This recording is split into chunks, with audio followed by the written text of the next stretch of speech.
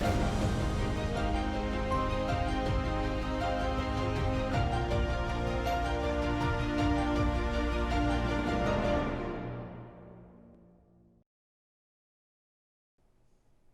everyone, it's Abaroa. It's Saturday, it's October 24th, and it is 2020, and we are in a rain-filled Saturday here in Fort Lauderdale.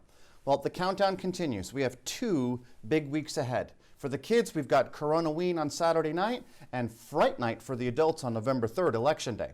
So let's talk about this past Thursday. There were 2 pairs of big rivals that met for a showdown. In the sports world, we had the Giants and the Eagles in a divisional matchup on Thursday Night Football, and in the political arena, President Trump and Vice President Biden also having had their cage match as well. Now, it seems that there was one clear winner Thursday night, and that was the city of Philadelphia. Let me explain. In showdown number 1, the Eagles edged the G-men by a stick, finishing 22-21. And in showdown number 2, the presidential debate, to me, the winner was neither President Trump nor Vice President Biden. But in this game, the winner was the moderator, Kristen Welker, the 44-year-old Harvard-educated Philadelphia native. She was poised and surprisingly was able to keep the Lions at bay. Now, I do suppose that the mute button gave her a significant advantage. You know, it reminded me of Adam Sandler's feature film, Click. You know, it's the one where he uses the cable TV remote to pause everyone that's giving him grief. On a side note, Mark O'Keefe, the screenwriter for Sandler's film, like Kristen Welker, also a Harvard grad, but not a Philadelphia person. Now, I watched the debate over the Thursday night game because I search for clues on policy and how either outcome is going to impact the market. Well, Thursday night gave me one clue, and that clue was to the energy sector. And if we see a blue wave come, well, we're going to see a red wave attack in that energy sector. And I don't mean the Republicans, I mean red as a negative. The rest of the debate, to me, you know, it was just typical nonsense. It was no real topics that I found that were discussed. Why don't they talk about things like the debt? Why don't they address that? Why not talk about taxes? Why not talk about exactly what the plan is for the economy, not suggest that they're going to make it better? To be clear, that's not a blue or a left gripe. This is a universal gripe. You see, neither party is daring enough to go into the abyss because they both took us there.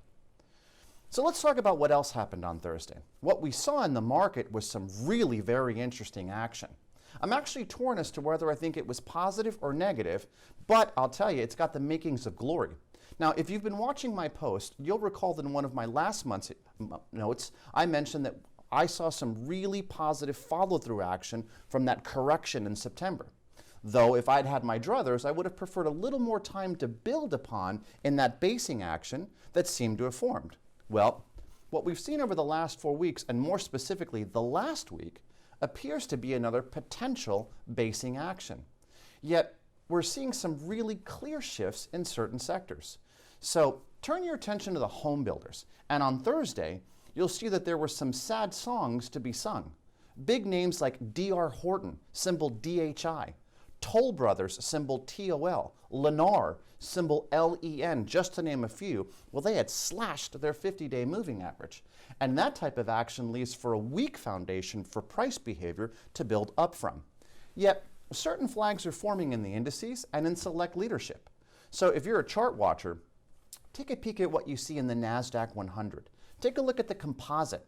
And in keeping with our Philly theme, take a look at the SOX. They've all drifted lower to potentially form some type of basing action here. It's the kind that I hoped for earlier. Then look at some of the behemoths. Take a look at Apple. Take a look at Microsoft. Take a look at Amazon. And even though in some cases price behavior there is just kind of skirting under the 50-day moving average, I think that if they can hold here, that you're going to see some potentially favorable upside love. Now, I also suggest watching the financials because despite credit spreads tightening, we've seen the long side of the curve lift. This helps the banks. So look at the symbol JPM, that's JP Morgan. And if you're a shareholder, well, you're going to smile at the lift with not too shabby volume.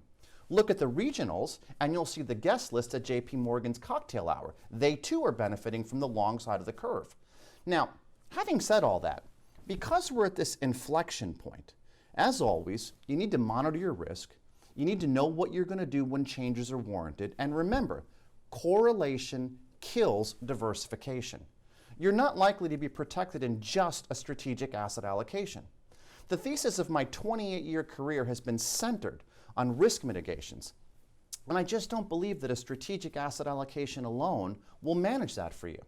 For more information on the subject, just call our office or drop me an email and we'll send you a free video lesson on my take there.